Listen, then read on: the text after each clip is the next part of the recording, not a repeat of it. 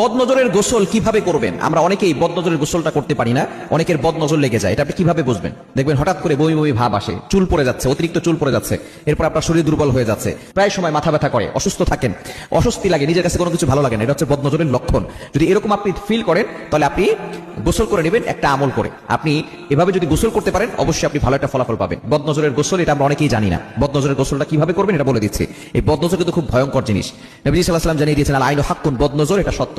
বদনজর একটা সুস্থ উটকে অসুস্থ করে রান্নার পাতিল পর্যন্ত নিয়ে যায় এবং একটা সুস্থ মানুষকে অসুস্থ করে কবর পর্যন্ত নিয়ে যায়। এজন্য বদনজর খুব ভয়ঙ্কর জিনিস। আমরা অনেকে শো অফ করি, এটা করি সেটা করি, এটার পোস্ট দেই সেটার পোস্ট দেই, মানুষকে ভাব দেখায় এই আছে সেই আছে, এত কিছু দেখাতে যাবেন না। প্রাইভেট জিনিসগুলো গোপন রাখেন, কারণ অনেকের বদনজর লেগে যেতে পারে। অনেকের চোখ খারাপ, চোখ দিয়ে আপনাকে বাজে মন্তব্য করবে, দেখা যাবে যে আপনার বদনজর লেগে গেছে।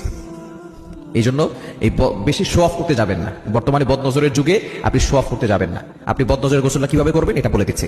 প্রথমে আপনি ওযু করে নেবেন। ওযু করে আপনি একটা বালতিতে কিছু পানি নেবেন। এটা অবশ্যই টয়লেটে বসে করবেন না, টয়লেটের বাইরে বসে করবেন। কারণ বর্তমানে অ্যাটাচ টয়লেট বর্তমানে প্রত্যেকটা ঘরে ঘরে আছে, অ্যাটাচ বাথরুম আছে না?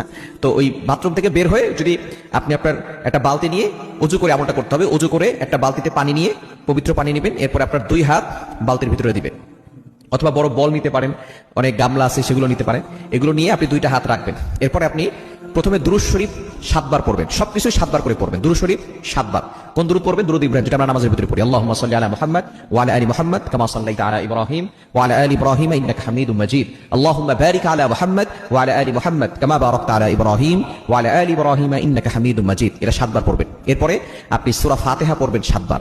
এরপরে আয়াতুল কুরসি পড়বেন 7 বার। এরপরে সূরা ইখলাস 7 বার, সূরা ফালাক 7 বার, সূরা নাস 7 বার। এরপরে শেষে আবার দুরূদ শরীফ 7 বার পরে আপনি ওই পানিতে ফু দিবেন। হাত তো পানিতে আছে, আবারও ফু দিবেন। এরপরে ওই পানিটা দিয়ে আপনি পানি অ্যাড করতে পারেন, অথবা ওই পানি দিয়ে আপনি গোসল করবেন। গোসল করলে ইনশাআল্লাহ আপনার বদনজরের গোসল হয়ে যাবে। এই গোসলটা করলে আপনি বদনজর থেকে বেঁচে যাবেন। এবং নতুন করে যাতে করে কেউ বদনজর করতে না পারে, এই ক্ষেত্রে আপনি 5 ওয়াক্ত নামাজ পড়বেন এবং আয়াতুল কুরসি আর 4 সূরা কাফিরুন, ইখলাস, ফালাক, নাস এটা পড়ে আপনি আপনার বুকে ফু দিবেন আর হাতে ফু দিয়ে পুরো শরীরে হাত বুলিয়ে দিবেন।